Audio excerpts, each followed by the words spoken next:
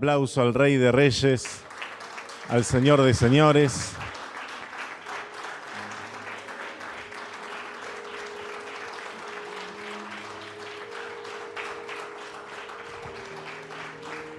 Gloria a Dios. Y sean todos muy bienvenidos, hermanos. También los que nos están mirando a través de las redes sociales, también sean bienvenidos. Y vengamos expectantes a la presencia de Dios. No vengamos como si esto fuera un jueves más, un culto más, una reunión más, no. Vengamos expectantes, pidiéndole a Dios, Señor, todo lo que tienes para mí, quiero tener un corazón receptivo, una fe genuina, real, verdadera, palpable, sonante, donde el Señor se pueda manifestar. Así que estemos expectantes y adoremos al Señor, porque la Biblia dice que el Señor se mueve, habita entre las alabanzas de su pueblo. Acordémonos cuando Pablo y Silas alababan al Señor en la cárcel, que dice que las cadenas se rompieron y las puertas de la cárcel se abrieron, y estemos también expectantes por la palabra. Amén. Vamos a entregar este momento en las manos del Señor. Vamos a pedir su bendición. Señor, gracias te damos una vez más por habernos hecho tus hijos, porque a todos los que te recibieron, a los que creen en el nombre de Jesús, les hiciste hijos e hijas tuyos. Señor, queremos adorarte y bendecirte en la hermosura de tu santidad, Señor. Queremos bendecir tu nombre, Señor, y adorarte y alabarte, Señor, porque grandes son tus obras y porque grande eres tú, Señor, porque eres más grande que tus obras, Dios mío. Señor, te adoramos y te bendecimos y te damos gracias, Señor, por habernos rescatado, por habernos limpiado, por haber santificado nuestra vida. Te damos gracias porque cuanto está lejos el oriente del occidente, hiciste alejar de nosotros nuestras rebeliones. Gracias, Señor, porque tú eres el que sana todas nuestras dolencias, eres el que rescata del hoyo nuestra vida. Eres el que nos corona de favores y de misericordias. Eres el que sacia de bien nuestra boca, de modo que nos rejuvenecemos como el águila. Señor, gracias te damos. Gracias, Padre, gracias, Señor. Te alabamos y te bendecimos y entregamos este tiempo en tus manos. Todo lo que acá se haga o se diga, Dios mío, sea bajo la dirección del Espíritu Santo de Dios. Gracias, Señor Dios mío. Adoramos tu nombre y te bendecimos desde ahora y para siempre. Padre, a ti oramos en el nombre de Jesús de Nazaret, Dios mío, porque hay poder en ese nombre, hay autoridad en ese nombre. Los principados y las potestades huyen en ese nombre. Los demonios se doblegan a ese nombre. Señor, en tu nombre hay perdón de pecados. En tu nombre hay sanidad para el enfermo. En tu nombre hay salvación para el perdido. No hay otro nombre bajo el cielo dado a los hombres en que podamos ser salvos. Gracias, Señor, te damos y a ti atribuimos toda la gloria, poder y majestad, Señor, en el nombre de Jesús. Amén y amén. Alabamos y bendecimos el nombre del Señor. Amén, hermanos. Pueden tomar asiento, por favor. Vamos a seguir adelante con el culto en esta tarde. Damos gracias al Señor por la oportunidad que nos da nuevamente de estar aquí reunidos en el día de hoy. Y como siempre puedo decir que el Señor guardó una vez más nuestra salida y nuestra entrada, como dice la palabra, ¿no? Es una de las promesas que el Señor nos ha dejado en su palabra y la vemos constantemente. Cada vez que tenemos que salir, en esta ocasión estuvimos, como bien saben ustedes, en Israel, con un grupo grande. La gente estaba asombrada, la gente nos paraba en la calle y nos preguntaban de dónde éramos, cómo nos habíamos atrevido a ir en este momento a Israel. Y la respuesta que todos le dábamos siempre a la gente es que en este momento es cuando hay que venir aquí, a apoyarles. Una cosa es el amor a distancia, y otra cosa es levantar los brazos caídos, la gente que está muy necesitada a veces de un abrazo, de una palabra de aliento, Una noche en el hotel en el que nos quedábamos, invitamos a una serie de hermanos que yo conozco de allí, que nos vinieron a visitar y estaban tan agradecidos por ver que hermanos de muchas partes del mundo, porque no solamente fueron hermanos de aquí de España, también vinieron de Estados Unidos, de Perú, de México, en fin, de diferentes lugares, de Argentina, de Chile, y no quiero seguir nombrando porque a veces de Uruguay también, Colombia, en fin, de muchos sitios, pues se quedaban sorprendidos, decir, gracias hermanos, gracias de todo corazón por estar con nosotros, por acompañarnos. Tuvimos la oportunidad también de escuchar a estos hermanos que nos visitaron esa noche en el hotel, no solamente dando las gracias por haber visitado su país, sino también orando porque algunos de esos hermanos y otros muchos tienen a sus hijos en este momento en el ejército. Concretamente una hermana que nos visitó esa noche, por cierto, de Argentina, tiene a 2 hijos en el ejército. Conocemos a otros hermanos que no estuvieron esa noche con nosotros, que también tienen a sus hijos en el ejército, unos en el norte, otros en el sur, en la Franja de Gaza. Y vimos un país triste, un país que nos llamó mucho la atención, primeramente porque lo vimos prácticamente vacío. Jamás habíamos ido, por ejemplo, a la fortaleza de Masada, que es uno de los lugares más visitados de Israel, y estaba vacío, solamente estábamos nosotros, no había nadie. Un lugar donde caben entre 150 y 200 autobuses y solo estábamos nosotros. Tremendo. Fuimos al huerto de Getsemaní, que allí hay que hacer colas para poder entrar, nosotros solos. Fuimos al monte de las bienaventuranzas, donde siempre hay muchísimos cristianos de todo el mundo, nosotros solos. Estuvimos en Tiberias, por cerca del mar de Genesaret, y como bien saben ustedes, pues hay un hermano, hay varios, pero hay un hermano que alquila un barco y tenemos un tiempo de alabanza, y estuvimos cantando unas alabanzas juntos, y era el único barco navegando en el mar de Galilea, porque, bueno, los grupos no podían ir, las líneas aéreas suspendieron los viajes, y la verdad es que es muy impactante, ¿no? Ver ese país alegre, que siempre están cantando y danzando por las plazas, por las calles, ver a la gente triste, cabizbaja, la verdad es que es muy impactante. Tuvimos también la oportunidad un día en la ciudad de Jaffa o de Jope de estar con los judíos, con las personas que están en hoteles, debido a que muchos de ellos han perdido sus casas, lo han perdido prácticamente todos en los kibutz donde vivían, y entonces nosotros pues financiamos un par de grupos para que pudieran salir de los hoteles y despejarse un poco, y coincidimos una mañana en la ciudad de Jope, había un día precioso, y estaban tan agradecidos, diciendo, mira, llevamos 90 días sin salir a ninguna parte, siempre escondiéndonos en los refugios, con nuestros hijos en el ejército, y saber que hemos podido realizar este día de excursión por Jope y por la ciudad de Tel Aviv, gracias a que ustedes nos han apoyado. El guía que estaba con ellos, que yo lo conozco hace años, también un argentino, bueno, me llamó aparte, nos abrazó, gracias por ayudarnos a salir un poco, a darnos trabajo.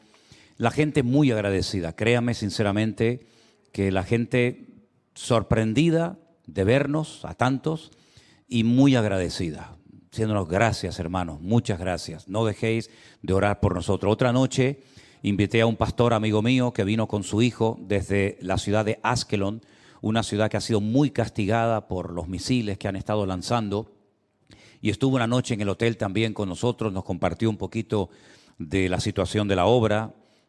Han estado más de 2 meses la iglesia cerrada, porque al no tener un refugio no podían celebrar los cultos, y bueno, aunque nos invitó a que fuéramos un viernes a tener una reunión con ellos, no pudimos, en fin, porque teníamos otras obligaciones, otras cosas, pero sobre todo, hermanos, lo que nos pide todo el mundo, todo el mundo, es oren por nosotros, no dejen de orar por nosotros. Yo sé que lo estáis haciendo, amén, hermanos.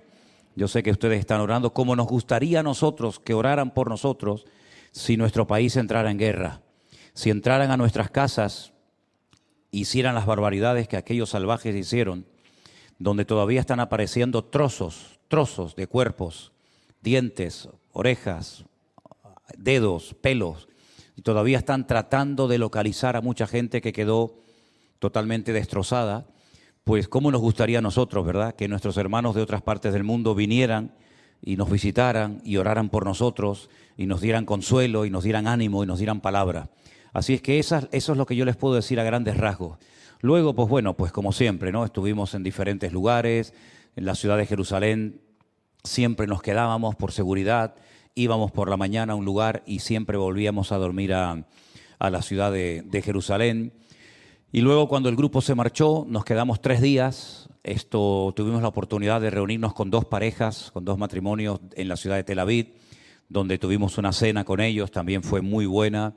El sábado viajamos a visitar a un matrimonio encantador, ya muy mayores, en la ciudad de Tiberias. Nos llevaron a la casa de uno de sus hijos y conocimos a la esposa de su hijo también. Tuvimos un tiempo allí extraordinario y luego ya pues el domingo regresamos. Pudimos grabar algunas cositas, no sé si ustedes las vieron. Armando las ha estado subiendo a nuestro canal de YouTube.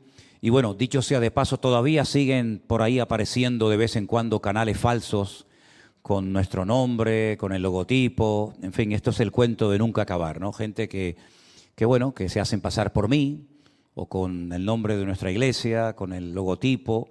Y bueno, pues en fin, piden dinero, engañan a la gente. Tengan cuidado con eso, sobre todo nosotros que ya somos, digamos, de casa y sabemos cómo funciona todo esto. Tratemos siempre de aclarar a la gente que no todos los canales que hay por ahí son nuestros. De hecho, yo no tengo un canal propio ni en Facebook, ni en YouTube, ni en nada. Pero todavía siguen apareciendo muchas personas que les gusta, ¿no? Que les gusta jugar a todo esto. Tenemos unos hermanos de Mallorca, de la isla de Palma de Mallorca, que yo no sé si se han presentado. Ya os presentasteis, ya os conocen, ¿no? Muy bien. Yo los acabo de conocer hace un ratito. Estáis de vacaciones por aquí, por Canarias, ¿no? De isla a isla. Y tiro porque me toca, ¿no? Muy bien, hermanos, que Dios os bendiga mucho. Saludos de todos los hermanos de Israel. Por favor, no dejéis de orar por ellos. Hay algunos anuncios también importantes que queremos compartir. El primero tiene que ver con una actividad que ya se ha hecho en otras ocasiones. En esta ocasión es para el día... ¿Vanessa está por ahí? Sí. El día 13 de este mes. Está ahí. Bueno, es que esta pantalla está apagada, ahora. El Día de la Familia, el día 13 de febrero, martes, a las 11 de la mañana, una actividad, los padres con los hijos, ¿vale? No es solamente para mandar a los niños al puerto de la Cruz y tener un día especial con ellos, en fin, de juegos, de reuniones, sino también queremos que los padres vayan con sus hijos, ¿de acuerdo? Así que ténganlo presente el martes, día 13. También queremos anunciar, no sé si se ha anunciado con anterioridad, el primer campamento que vamos a llevar a cabo para jóvenes en Estados Unidos, en el mes de mayo. Las fechas son del 15 al 19 de mayo. En Estados Unidos, Anderson va a estar viajando en ese mes para llevar a cabo un campamento solamente para jóvenes. Es la primera vez que lo hacemos, vamos a ver cómo sale y espero que haya una buena respuesta. Hoy me estuvieron escribiendo de México, de Colombia, la gente me decía, ¿por qué no lo hicieron aquí? ¿Por qué no lo hicieron aquí, donde tenemos cientos y miles de gente en Colombia, en México y en Centroamérica y Sudamérica, ¿no? Bueno, hermanos, estén orando por todas estas actividades, que Dios las bendiga. No son actividades para entretener a la gente, son actividades para traer bendición, para que la gente crezca, se desarrolle, maduren como creyentes, y queremos atender a todas las etapas, ¿no? A los niños más pequeños, a los adolescentes, a los jóvenes, porque probablemente ya nosotros que tenemos una edad, a lo mejor, digo a lo mejor, no estoy plenamente seguro de lo que voy a decir, pero a lo mejor no veamos una persecución tremenda contra nosotros, pero os puedo asegurar que los jóvenes y los adolescentes sí lo van a ver. Las cosas están cambiando de una forma tan tremenda, pero tan tremenda y tan galopante, que no nos cabe la menor duda de que los niñitos y los adolescentes y los jovencitos de la iglesia tenemos que prepararlos y decirles que lo más probable es que en los próximos años venga una tremenda persecución contra los que nos llamamos cristianos aquí en Europa. Sí, aquí en Europa.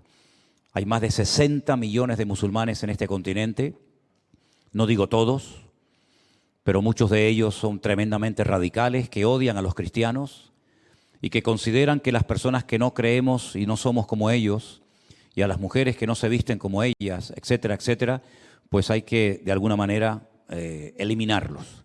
Así es que probablemente los próximos años, estos niñitos que están ahora aquí en la iglesia, pues experimentarán algo que a lo mejor a nosotros no nos toca muy directamente, pero que dada el crecimiento y los objetivos y los planes que lo dicen abiertamente, no es que se ocultan, no es que no dicen las cosas para que la gente no se... No, es que ellos lo dicen abiertamente. Vamos a por ustedes.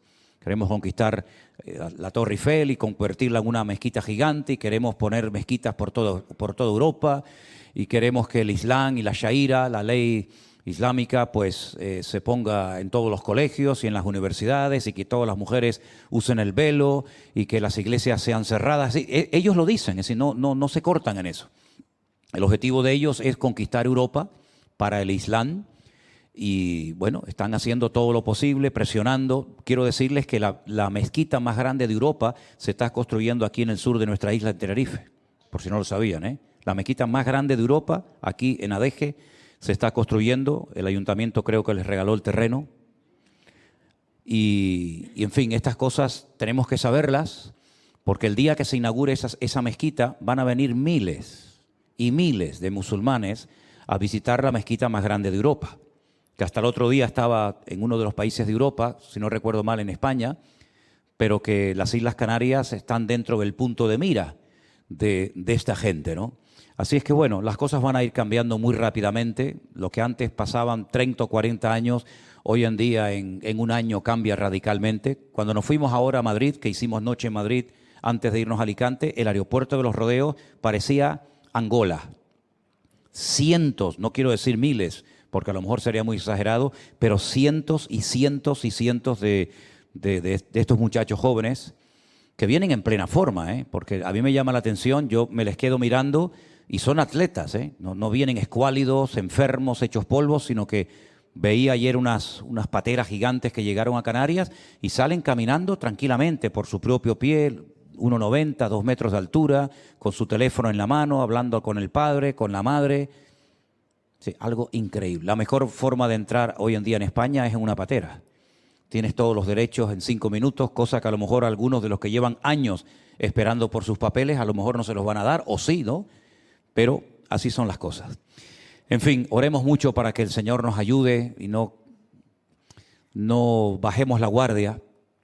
Y hay que comenzar a enseñar a los jóvenes, a los adolescentes en la escuela dominical, que el futuro va a ser muy duro para ellos y su cristianismo no va a ser tan cómodo y tan fácil como ha sido para nosotros en los últimos años.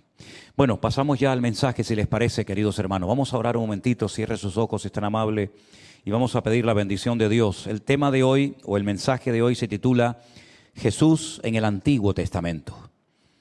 Creo que vamos a aprender cosas muy interesantes, y para los que están tomando notas, pues vamos a leer una serie de pasajes bíblicos, tanto del Antiguo como del Nuevo Testamento, que nos van a ayudar mucho a descubrir a nuestro Señor Jesús en las páginas del Antiguo Testamento. Padre, te damos muchas gracias por este privilegio tan grande que nos estás dando en esta noche, de poder no solamente estar reunidos con un grupo de hermanos y saber que hay muchos hermanos también que están siguiendo en directo esta retransmisión, sino también, Señor, que tu palabra nos hable, que tu palabra nos ministre. Abre nuestros ojos, Señor, para que podamos disfrutar de este estudio y que tu corazón, Señor, sea puesto en el nuestro y podamos agradarte y crecer y madurar en todo lo que hagamos en esta vida. Ponemos este tiempo en tus manos, en el nombre de Jesús. Amén y amén. Yo estaba leyendo hoy ese pasaje del Nuevo Testamento en el Evangelio de Lucas, donde dice la palabra del Señor que un par de seguidores de Cristo no eran discípulos, porque la Biblia dice que después fueron a Jerusalén y le contaron lo que les había sucedido a los discípulos, pero eran personas que se habían identificado con el Señor. Y dice la palabra de Dios que iban camino a Emaús.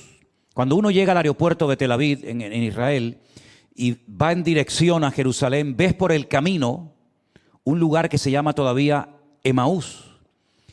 Y en esa dirección iban dos personas que habían seguido al Señor, pero dice que iban tristes, iban desilusionadas, porque la palabra de Dios dice que según ellos esperaban que el Señor Jesús fuera el que trajera la redención a Israel y el que arreglara todos los problemas políticos, sociales y económicos del país, y además demostrara contundentemente de que Él era el verdadero Mesías. Pero resulta que 3 días habían pasado y ellos iban hablando por el camino de todo lo que había sucedido, y de repente aparece el Señor. No lo reconocen porque dice que sus ojos están velados para que no lo reconocieran, y les dice: ¿por qué estáis tristes? ¿De qué estáis hablando? Y le dice: ¿tú no has oído lo que ha sucedido en la ciudad de Jerusalén en estos días? Las cosas que han sucedido. Y él les dice: ¿qué cosas? Y le dice: ¿tú eres el único extranjero que no has oído lo que ha sucedido en Jerusalén?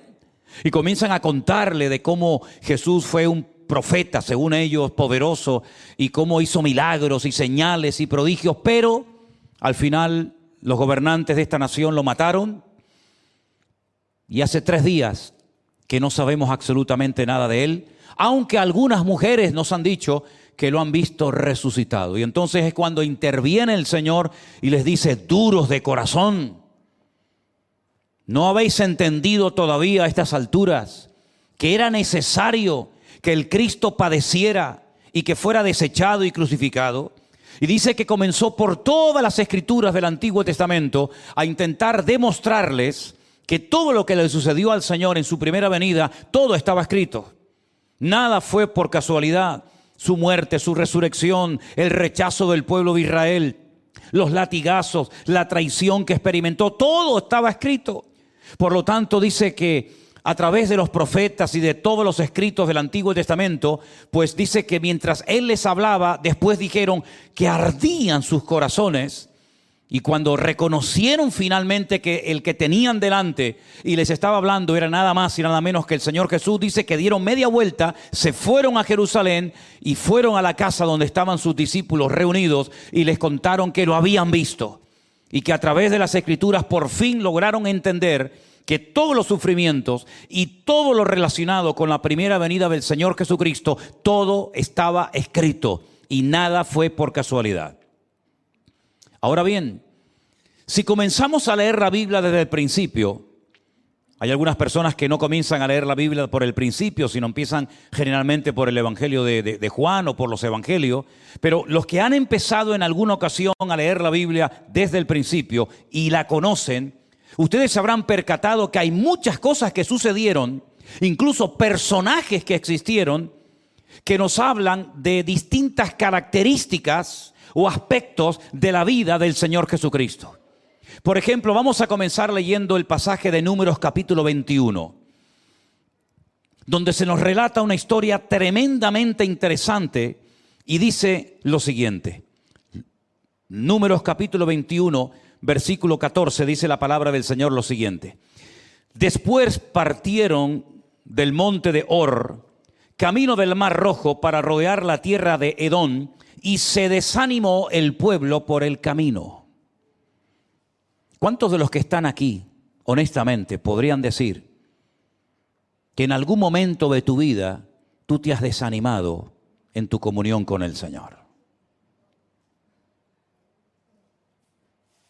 Gracias, Yolanda. ¿Los demás no? Gracias, hermano. Yo sé que cuando yo predico, yo parto de la base de que el nivel espiritual de ustedes es tremendamente elevado y a veces algunas cosas que yo digo, ustedes no se sienten identificadas con ellas. Pero la Biblia nos enseña que todo el pueblo se desanimó. Y no hay nada peor que ver a un creyente desanimado.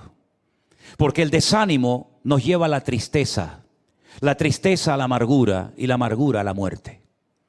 Y cuando una persona está triste, deprimida, decaída, todo lo que dice, todo lo que hace, probablemente lo haga o lo diga mal.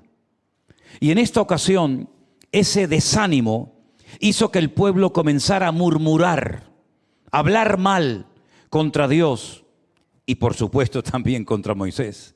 Dice que todo el pueblo habló contra Dios y contra Moisés. Y miren lo que decían: ¿por qué nos hiciste subir de Egipto para que muramos en este desierto? ¿Era realmente ese el objetivo de Dios? ¿Sacarlos de Egipto para matarlos en el desierto? En absoluto. Era el objetivo de Moisés sacar a su pueblo, a sus familiares, a sus hermanos, a sus amigos al desierto para que terminaran muriendo de sed o de hambre. En absoluto. Pero ellos le dijeron esto a Moisés: aquí no hay pan, aquí no hay agua. Nuestra alma tiene fastidio de este pan tan liviano. Se referían al maná. Y el Señor envió entre el pueblo serpientes ardientes o serpientes venenosas que mordían al pueblo, y murió mucho pueblo de Israel. Miles y miles de personas murieron. Esas serpientes venenosas estaban en el desierto, siempre han estado y siempre estarán en el desierto. Pero lo que hizo que esas serpientes salieran de la arena fue la forma negativa como ellos comenzaron a hablar. Es decir, mientras ellos hablaban bien, mientras obedecían y bendecían al Señor, esas serpientes a ellos no les afectaban, aunque ahí estaban. Pero en el momento en el que cambian su forma de hablar y se ponen a quejar y se ponen a hablar mal de Dios y se ponen a hablar mal de los planes del Señor y del siervo de Dios, de Moisés, automáticamente esas serpientes que estaban ahí en el desierto salen a la superficie y comienzan a picar a la gente, y miles murieron. Entonces el pueblo vino a Moisés y le dijo: hemos pecado por haber hablado contra Dios y contra ti. Ruega al Señor que quite de nosotros estas serpientes. Y Moisés oró por el pueblo. Ruega por nosotros, ora por nosotros para que este problema desaparezca de entre nuestras tiendas de campaña. Y el Señor le dijo a Moisés: hazte una serpiente ardiente. Una serpiente de bronce, dice realmente el texto original. Ponla sobre un asta, y cualquiera que fuere mordido y mirare a ella, vivirá. Moisés hizo una serpiente de bronce y la puso sobre un asta, y cuando alguna serpiente mordía a alguno, miraba a la serpiente de bronce y vivía. Una cosa extraña, esa serpiente de bronce, ese objeto metálico, con el paso del tiempo, lamentablemente se terminó convirtiendo en un objeto de adoración, de culto. Y fue en los días del rey Ezequías que dijo: ¿cómo está la gente orando y presentándole ofrendas y quemando incienso a esta serpiente de bronce, a este pedazo de hojalata? Y dice que la destruyó. Pero me llama mucho la atención que en el Evangelio según San Juan, en el capítulo 3, el Señor Jesucristo hace referencia a este acontecimiento que acabamos de leer. Y estas son palabras de Jesús: nadie subió al cielo, sino que el que descendió del cielo, el Hijo del Hombre que está en el cielo. Y como Moisés levantó la serpiente en el desierto, así es necesario que el Hijo del Hombre sea levantado, para que todo aquel que en él cree no se pierda, mas tenga vida eterna. ¿Cuántos dicen amén? Ahí vemos un pasaje bíblico donde miles de personas están muriendo por haber hablado mal. Las serpientes están picando, serpientes venenosas. La gente llega a un momento que reconoce su pecado, piden perdón, y entonces hace algo el Señor que le indica a Moisés que construya una serpiente de bronce para que la gente, cuando mire, no es que la serpiente les iba a sanar, sino simplemente era como una forma de prepararles mentalmente de que algún día, mirando a un asta o a una cruz, a alguien que llevaría el pecado y la maldición de todo el pueblo, serían salvos. Y eso fue lo que dijo el Señor. Moisés levantó la serpiente en el desierto. Los que se fiaron de aquello y la miraron fueron salvos. Y Él está diciendo: a mí también me van a levantar. En otras palabras, a mí también me van a clavar. En este caso, en un madero, en una cruz. Para que todo aquel que me mire y crea a mí no se pierda, mas tenga vida eterna. ¿Cuántos dicen amén? Hubo uno clavado el mismo día y en el mismo monte, en el mismo lugar donde estaba también crucificado el Maestro. Y se le quedó mirando y le dijo: acuérdate de mí cuando vengas en tu reino. Y el Señor le dijo: hoy estarás conmigo en el paraíso.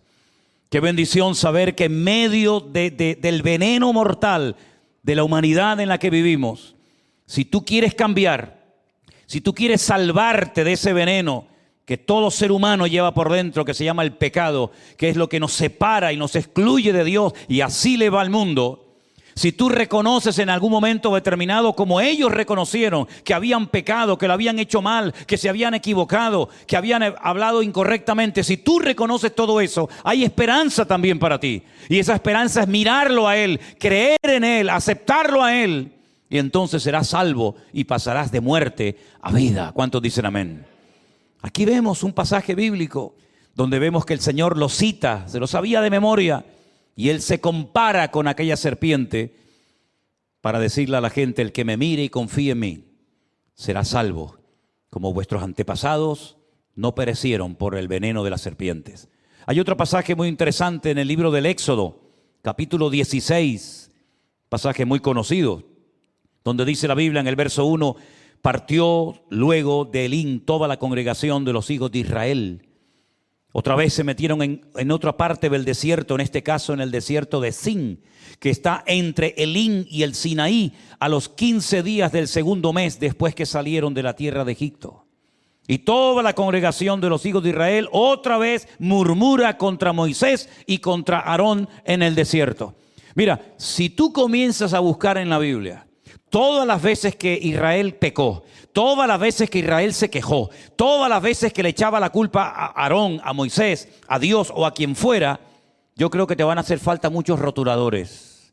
Se van a acabar la tinta de muchos rotuladores, porque es que es algo constante en la vida de esta gente. Siempre quejándose, siempre echándole la culpa a Dios. Ellos nunca reconocían sus pecados o pocas veces lo reconocían, y en esta ocasión otra vez vuelven a murmurar. Y toda la congregación, dice el versículo 2, murmuraron contra Moisés, contra Aarón, y les decían: ojalá hubiéramos muerto por la mano de Dios en la tierra de Egipto, cuando nos sentábamos a las ollas de carne, cuando comíamos pan hasta saciarnos, pues nos habéis sacado a este desierto para matar de hambre a toda esta multitud. Oye, las tonterías que dice uno cuando está mal, ¿eh? ¿Te has dado cuenta? Ojalá nos hubiéramos muerto en Egipto. Por lo menos moriríamos de otra cosa, pero no de hambre, como ustedes nos quieren matar. Echan de menos la esclavitud. Quieren volver atrás. Y comienzan a orar y comienzan a decir cosas terribles. Pero el Señor le dijo a Moisés, verso 4: he aquí yo haré llover pan del cielo, y el pueblo saldrá y recogerá diariamente la porción de un día, para que yo pruebe si anda en mi ley o no.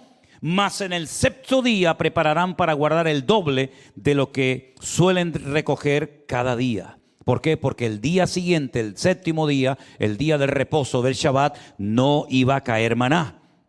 Entonces la Biblia dice que el día anterior, el sexto, tenían que recoger para ese día y para el día siguiente. Y algunos salían el séptimo día, cuando el Señor les había dicho: no salgan, porque el séptimo día no habrá maná. Queridos hermanos, 40 años estuvo produciéndose este milagro cada día en el pueblo de Israel, salvo el día de reposo. 40 años seguidos. Todos los días salían al campo y recogían el maná y estuvieron comiendo, como llama la Biblia, pan del cielo. El Señor Jesucristo, que conocía perfectamente ese pasaje bíblico y esa historia, en el Evangelio también de Juan, capítulo 6, verso 48, miren lo que dice: yo soy el pan de vida. Vuestros padres comieron el maná en el desierto y murieron. Este es el pan que desciende del cielo, para que el que de él come no muera. Yo soy el pan vivo que descendió del cielo. Si alguno comiere de este pan, vivirá para siempre. Y el pan que yo le daré es mi carne, la cual yo daré por la vida del mundo. ¿Cuántos dicen amén? El Señor Jesucristo dijo: vuestros antepasados comieron el maná, pero ninguno de ellos vivió. Todos murieron. Pero yo, que soy el pan verdadero que desciende del cielo, el que come de mi carne, y está hablando metafóricamente, no literalmente, no morirá jamás, sino que pasará de muerte a vida y tendrá vida eterna. Ese pan, esa comunión, esa relación con el Señor, tú la tienes que mantener fresca y viva cada día. Tú eres el máximo responsable de cuidar tu comunión con Dios. No le eches la culpa al gobierno, no le eches la culpa al mundo, al diablo, al pastor, a la iglesia o a quien tú quieras. Si tu relación no funciona, tú eres la persona responsable de orar cada día, de leer la palabra cada día, de buscar momentos para estar a solas con Dios, sin teléfono, sin ordenadores, sin que nada te perturbe. Tú eres la persona más responsable de cuidar tu relación y tu comunión con el Señor. Si tú comes de Él, si tú tienes comunión con Él, tú no te vas a morir de hambre espiritualmente hablando. El vacío de tu corazón va a desaparecer. No vas a tener esa insatisfacción permanente, que algo me hace falta, y compras, otros comen y comen. Y cada uno quiere llenar, ¿verdad?, el vacío de su corazón de una forma diferente. Unos comiendo, otros viajando. Pero mi querido hermano, el pan de vida, que es nuestro Señor Jesucristo, es lo único que puede saciar tu alma y tu apetito espiritual, y que nunca pierdas el apetito, porque cuando una persona pierde el apetito es porque está enferma, algo le está pasando. Amén, hermanos. Señor Jesucristo se comparó con aquel maná del desierto, como se comparó con la serpiente del desierto. Y vemos otro pasaje más en el Antiguo Testamento, un reflejo, una pincelada de lo que ocurriría en el ministerio de nuestro Señor Jesucristo. Pero hay un pasaje interesantísimo en el Evangelio de Mateo. Vengan conmigo, si tienen su Biblia, por favor, al capítulo 12 del Evangelio de Mateo. A partir del verso 38, miren qué interesante estas palabras del Señor Jesucristo. Entonces le respondieron algunos de los escribas y de los fariseos diciendo: Maestro, deseamos ver de ti señal. Como si fuera una especie de mago, ¿no? Haz algún truco, haz algún milagrito, alguna señal para que nos convenzas y así creamos en ti. ¿Pero esto qué es? Pidiéndole al Señor que haga señales. Miren lo que le dice el Señor. Les dijo: la generación mala y adúltera, que era la de él, demanda señal, pero la señal no le será dada, sino la señal del profeta Jonás. Claro, uno tiene que saber qué le pasó a Jonás para entender qué es lo que está tratando de decirles el Señor a estos escribas y a estos fariseos. Hay un libro pequeñito, pero muy profundo, muy interesante en el Antiguo Testamento, que se llama el libro del profeta Jonás, donde encontramos a un profeta, un siervo de Dios, recibiendo un llamado para ir a otro país, a otra nación, a predicar un mensaje de advertencia, de arrepentimiento. Jonás entiende el mensaje, Jonás entiende el llamado, pero se niega a ponerlo en práctica. La Biblia dice que él vivía en Israel, pero el Señor lo estaba mandando a Nínive, lo que sería hoy en día Irak aproximadamente. La gente que vivía en aquella zona eran perversas, eran terribles. Y él no quería bajo ningún concepto ir a ese lugar a predicarles la palabra, porque él sabía como siervo de Dios que si se exponían y oían la palabra de Dios, podía hacer que se arrepintieran. Y si se arrepentían de sus pecados, Dios los iba a perdonar. Y como él no quería que Dios los perdonara, sino que los castigara, dijo: yo no voy a predicarles la palabra. Y si no voy, ¿cómo van a creer? Si allí no hay profetas verdaderos, allí son idólatras, allí son pervertidos, allí son terribles. Entonces prefiero negarme al llamado de Dios y salirme con la mía. ¿Tú crees que le vas a ganar a Dios? ¿Tú crees que le vas a ganar a Dios en algo? En nada. Jonás lo que hace, se va a la ciudad de Jope, de Jaffa, donde hemos estado hace unos días, coge un barco, paga su pasaje y se quiere ir en dirección opuesta, en la dirección contraria a Nínive. Si Nínive está a la derecha, él se quiere ir a la izquierda. Dice que el barco se dirigía a un lugar llamado Tarsis. Tarsis es el sur de España, la provincia de Huelva. Cruzar todo el Mediterráneo para no aceptar el llamado de Dios, que sabía lo que tenía que hacer. En medio de la navegación se levanta una tempestad de tal magnitud que dice que los marineros tuvieron pánico de perecer. Se ponen a orar cada uno a sus dioses, eran paganos, eran idólatras. Y este se va al camarote de más abajo y se echa a dormir. El capitán llega al camarote y le dice: ¿qué haces, dormilón? Estamos a punto de morir. ¿Por qué no te levantas y clamas a tu Dios? Y le dicen: ¿pero tú quién eres? ¿Cómo es posible que tengas esta, si me permiten, esta pachorra de saber que nos estamos muriendo o podemos morir en cualquier momento y el barco se va a hacer 20,000 pedazos y tú no clamas a Dios? ¿Tú quién eres? Dice: yo soy un siervo de Dios, un profeta de Dios. Menudo ejemplo le está dando, ¿no? Diciéndole al inconverso: ponte a orar, en vez de al revés. Y él dice: lo que pasa es que esta tormenta está siendo producida por mi Dios. ¿Cómo que por tu Dios? Sí, porque yo estoy huyendo de la presencia de Él, como si se pudiera uno ir a una parte del mundo y huir de Dios. Ya lo intentó Adán. Oí tu voz y me escondí porque tuve miedo, y ahora otra vez lo mismo. Entonces lo que tienen que hacer ustedes para que se calme la tempestad, ¿cómo sabía este hombre lo que había que hacer? Lo que tienen que hacer ustedes es cogerme y tirarme por la borda. Y así, de esa manera, se calmará la tempestad. Porque yo soy el causante de que ustedes están siendo sacudidos por culpa mía, por culpa de mi desobediencia. Fíjate cómo una persona puede ir a un sitio y llevar paz o llevar una tormenta. Procura no tener nunca en tu casa un Jonás, ni enamorarte de un Jonás, porque si tenías un rayito de paz, te lo va a arrancar de cuajo, porque son así. Porque las personas como Jonás ni son felices, ni pueden hacer a los demás felices. Son personas que huyen de Dios, aunque conscientemente a lo mejor no sean conscientes de ello. Lo lanzan al mar. ¡Qué valor, qué valor decir: tíreme por la borda en un mar en tempestad! Tremendo. Pero prefiere morir antes de arrepentirse y reconocer que lo estoy haciendo mal y que tengo que ir a Nínive porque Dios me dice que tengo que ir allí a predicar. Él cree que se va a morir y los ninivitas van a morir, pero Dios nunca pierde, querido hermano. ¿Cuántos dicen amén? Dios nunca pierde. El Señor dice que tenía preparado un enorme pez, no habla de ballena en ningún momento, habla de un enorme, de un gigantesco pez que lo encontró y se lo tragó. Y allí estuvo 3 días y 3 noches dentro del vientre de aquel enorme pez. Fue tan grande el pánico, el terror que tenía ese hombre en la oscuridad. Si la tormenta arriba era terrible, imagínate dentro de un pez navegando por el fondo del mar.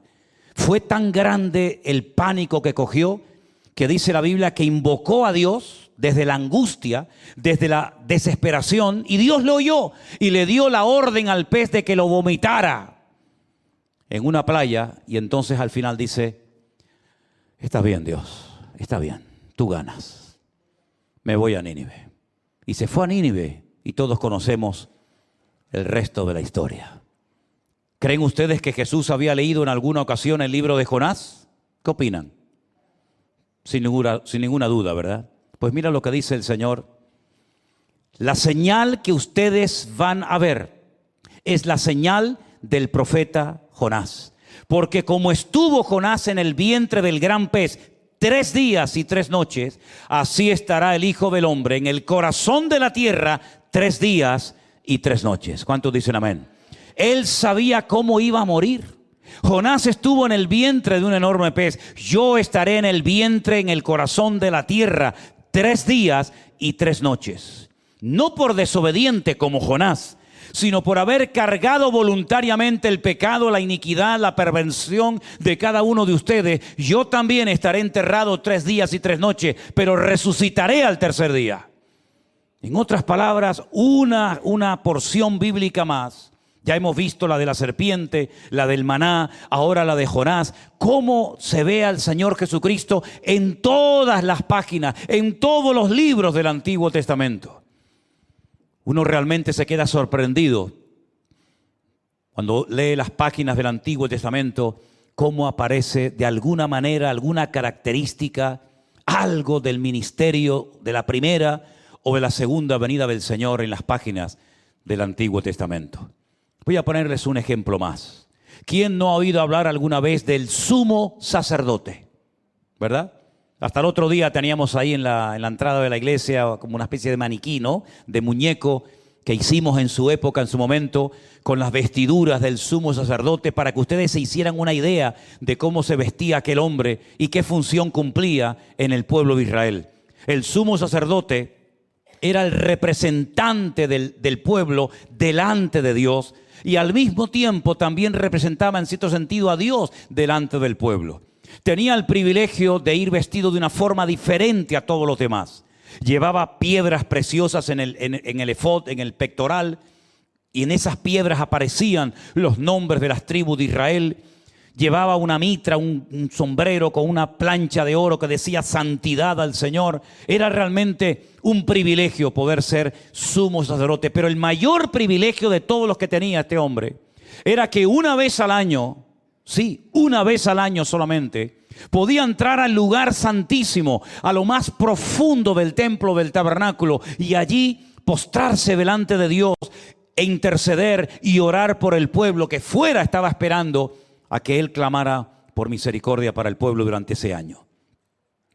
La Biblia nos enseña que los sumos sacerdotes tenían que ser de la tribu de Leví, pero la Biblia nos dice que Jesús también es nuestro sumo sacerdote. Pero si Él no era de la tribu de Leví, ¿cómo es que Él es sumo sacerdote? Si Él era de otra tribu, de la tribu de Judá, porque dice que era sumo sacerdote según la orden de Melquisedec. Y me llevaría mucho tiempo explicar eso, pero ustedes saben quién fue Melquisedec. Melchizedek, el rey de justicia, un personaje en el Antiguo Testamento que se le presenta a Abraham, y dice la Biblia que Abraham venía de una guerra con unos reyes tremendamente poderosos, y le da parte del botín, la 10ª parte del botín se la da a este sumo sacerdote.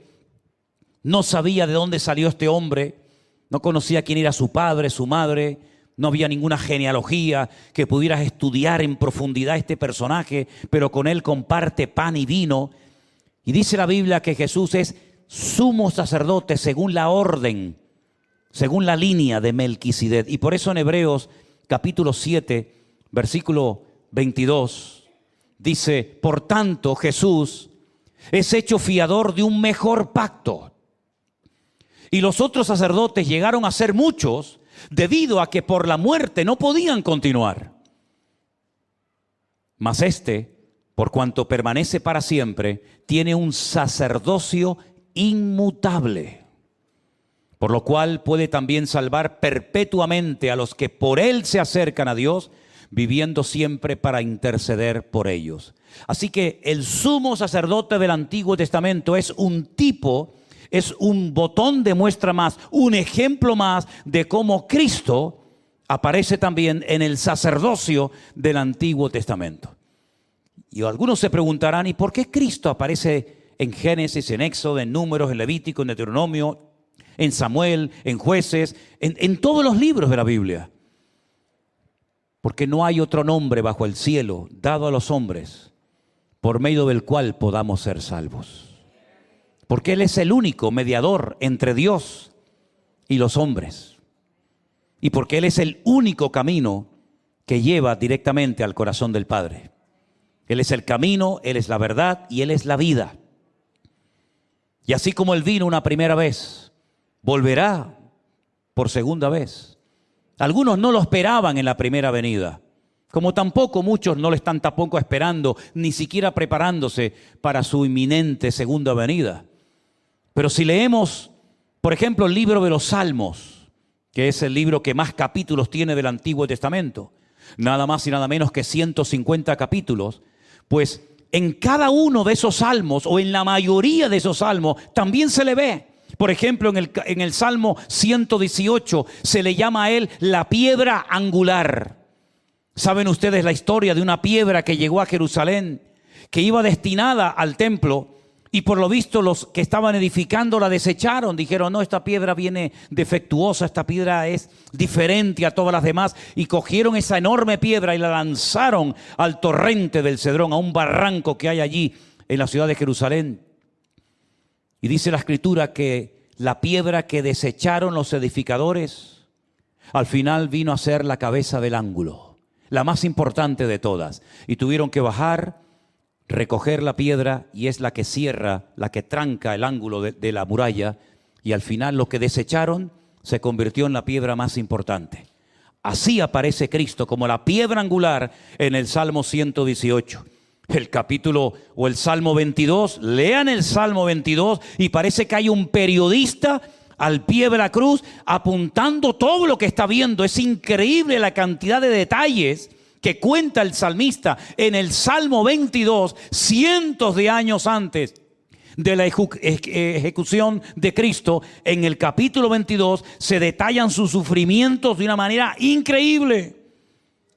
En el Salmo 23 lo vemos como el pastor, porque Él es nuestro pastor y por lo tanto nada nos faltará. En el Salmo 89 lo vemos como el descendiente real y legítimo de David para ocupar el trono de Israel. En el Salmo 16 se nos habla de la resurrección del Mesías. En el 41 de la traición que experimentaría por parte de uno de sus discípulos. En el Salmo 68 se habla de su ascensión. En el Salmo 110 se nos presenta a Él como el sacerdote, como el rey y como el juez justo de toda la tierra. Así que no solamente vemos en capítulos y versículos del Antiguo Testamento, también lo vemos en un libro entero que es el libro de los Salmos, que apuntan en la misma dirección hacia Él. Pero ¿qué me dicen ustedes? Hay personajes del Antiguo Testamento que se parecen en algunos aspectos a cosas del Señor Jesucristo. Por ejemplo, Moisés. Moisés fue un hombre que libertó al pueblo de Israel de la esclavitud, jugándose la vida con el deseo de llevar a su pueblo a la tierra prometida. ¿Es que acaso Cristo a nosotros no nos ha liberado como Moisés liberó a su pueblo, pero no de un hombre, sino de las garras del diablo y de la muerte? ¿No vemos en José pinceladas y aspectos de la vida de Cristo? Aquel joven bendecido, aquel joven con la bendición de Dios sobre su vida, que es rechazado, que es expulsado de su casa por sus propios hermanos, y que por mantenerse fiel, el Señor luego lo exalta y llega a ser una de las personas más importantes de Egipto y del mundo entero. ¿No vemos en Cristo cómo fue rechazado y escupido y maltratado, y al final, después de esa humillación, Dios el Padre lo levanta hasta lo alto y le da un nombre que es sobre todo nombre, el nombre de Jesús? ¿No vemos en David características de Cristo?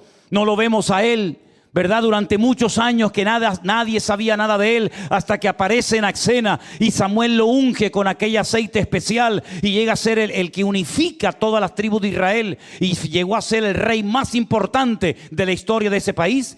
No vemos en Cristo como Él durante 30 años no sabemos prácticamente nada de Él, hasta que finalmente es ungido por el Padre en el río Jordán, oyendo la voz audible del Padre diciendo: este es mi Hijo amado, en el cual tengo toda complacencia. Óiganlo, síganlo, obedézcanlo a Él.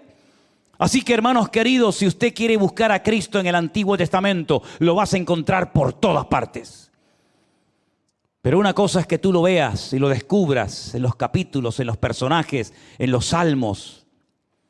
Y otra cosa es que tú lo descubras y lo conozcas personalmente como tu Señor y Salvador personal. Y eso es lo que quiero que en esta tarde todos y cada uno de nosotros hagamos. Que lo invitemos a Él a que sea el Señor de nuestras vidas. Porque si no tienes tanta paciencia para ir buscándolo en las páginas de la Biblia, ten por lo menos la paciencia, ya que Él la ha tenido mucho contigo, de decirle en esta noche: Señor, perdona mis pecados. Ven a mi corazón. Yo te recibo hoy como mi Señor y mi Salvador personal. Y si aquí entre nosotros o en las casas que nos están viendo hay alguien que dice: yo nunca he tomado esa decisión. Nací en un país católico, pero eso no significa nada. Si usted hubiera nacido en Irán, ¿hubiera sido católico? Si hubieras nacido en Afganistán, ¿hubieras hecho la primera comunión como la hiciste? Seguramente que no. Todo depende del país, de la cultura, de los padres que tuviste. Pero la salvación no se transmite, no se hereda genéticamente de padres a hijos, sino que es una decisión personal que cada persona tiene que tomar en algún momento determinado de su vida. Y hoy llegó tu oportunidad. Ya no tenemos entre nosotros ni a Pablo, ni a Pedro, ni a Santiago, ni a María Magdalena, ni a Ruth, ni a Abraham, ni a Moisés. Ya esos personajes ya no están entre nosotros. Estamos en otro tiempo, en otra etapa de la historia. Pero queridos hermanos, todavía el hombre sigue necesitando urgentemente, yo creo, más que nunca, pactar y tener a Cristo en su corazón. ¿No les parece? Vengo de un país que tuvo el privilegio de ser el único país del mundo elegido por Dios. Los milagros más grandes que jamás Dios ha hecho, los hizo por ese pueblo. Pero todavía sigue habiendo gente, como me dijo uno en un hotel, yo no necesito clamar a Él para nada, porque no siento esa necesidad. Y le dije, qué curioso que no sientes la necesidad de clamar a Él, de buscarlo a Él, pero sí sientes la necesidad de venir al hotel donde yo estoy a pedirme dinero. Lo que tú necesitas no es dinero. Lo que tú necesitas es conocerlo a Él.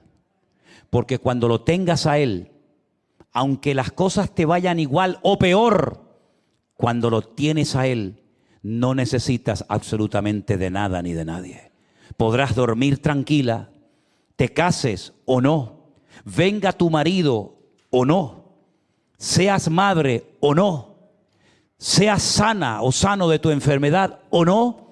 Las circunstancias son cambiantes y pueden venir a favor o en contra.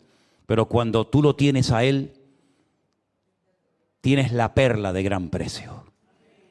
Y algún día veremos en las páginas del Nuevo Testamento cómo se le llama, con qué títulos se le llama, se le define, se le describe, para que veas que la experiencia más grande que puedes tener en esta vida no es la de que te toque una lotería, una quiniela. No es la de ser madre o padre, o abuelo o abuela.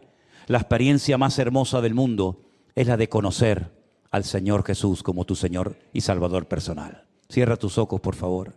Ahí donde estás. Aleluya. Aquellos que iban camino a Emaús iban tristes porque iban solos. Pero cuando el Señor se presentó, les cambió la vida. Porque cuando Cristo se presenta en una vida, la tristeza se disipa y se convierte en paz. La paz que sobrepasa todo entendimiento humano. El vacío se llena, la noche se convierte en día, la tormenta se convierte en calma y en bonanza. De tal manera que merece la pena vivir para Él, incluso hasta morir para Él. Porque ya sea que vivamos o muramos, somos del Señor. Y nosotros no tenemos que pedirle, Señor, haznos un milagrito, haznos una señal que nos convenza. Ya no hace falta pedir nada de eso. Porque su muerte y su resurrección fueron la señal más grande de todos los tiempos de la humanidad. Y hoy podemos decir, creo en ti, Señor. Dígalo conmigo. Yo creo en ti, Señor Jesús. Yo me rindo a ti, Jesús. Yo te adoro a ti, Señor Jesús. Aleluya. Aquel hombre dijo, si no veo, no creo. Si no meto mis manos en su costado y en sus manos, no creeré. Pero cuando le vio delante de sí, dijo, Dios mío, Dios mío. Hoy el Señor viene a tu corazón y golpea en la puerta de tu mente, de tu voluntad. Y te dice, déjame entrar. Quiero estar contigo. Quiero acompañarte en el camino de la vida. No quiero que te ahogues en las tormentas de este mundo. Cuando tengas hambre, yo seré tu pan. Cuando tengas sed, yo seré tu río de agua viva. Cuando las puertas se cierren, Él será tu puerta abierta. Y cuando te sientas solo en la vida, Él te dirá, yo soy tu pastor que nunca te abandonaré. Aleluya. Gracias, Señor, por tu inmenso e infinito amor. Gracias por ser mi camino, mi verdad y mi vida, Señor. Gracias por ser mi amado, señalado entre mil. mi varón de dolores experimentado en quebranto. Aleluya. Gracias por ser, Señor, quien eres. Me rindo a ti. Me postro delante de tu altar. Si usted hoy le quiere entregar su vida al Señor Jesucristo, dígale: Señor, yo te...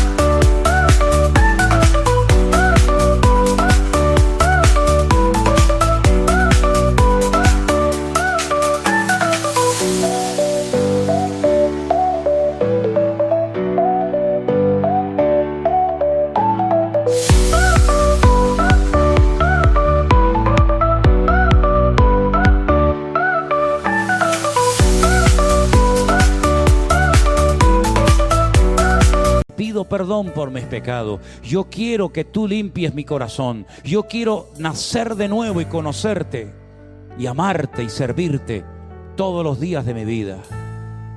Me rindo a ti, dígaselo al Señor. Me rindo a ti, Señor Jesús. Aleluya. Gracias, Señor. Póngase de pie conmigo y dígale una palabra bonita al Señor. Dígale: Señor, te amo, Jesús. Te amo, amado mío. Aleluya. Gracias, Jesús.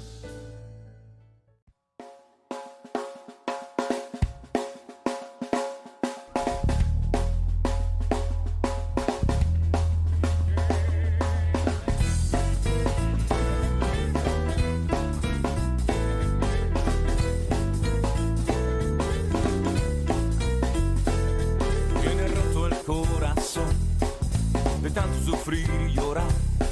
Tienes que aprender a descansar en Dios. No importa lo que te dijeron, no importa lo que te hicieron. Tienes que aprender a descansar en Dios.